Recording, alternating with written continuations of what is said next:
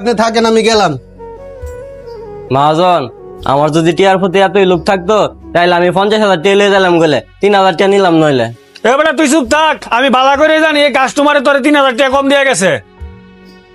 যাক, 3,000 টাকা দাম হইলো। মহাজন ঠিকই কইছেন, ওই লোকটাই মিথ্যা সুরের অপবাদ আমার উপরে দিয়ে গেছে। তারপরও দুষ্টা আমি তোরই দিমু, তোর আমি কতবার কইছি আমার দোকানের মধ্যে যে টিয়া দিয়া যাইব তুই টিয়া গুইনা রাখবি।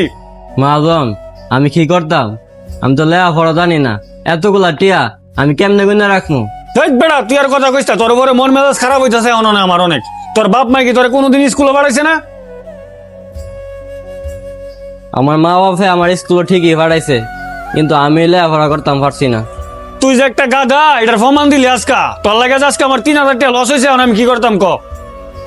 মহাজন এবারের মতো আমার মাফ করে দেন, এরকম ভুল আর জীবন হইতো না।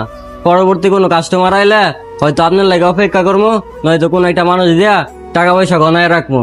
আচ্ছা ঠিক আছে, নেক্সট টাইম থেকে আর কাউরে বিশ্বাস করবি না, কারণ এই দুনিয়াটা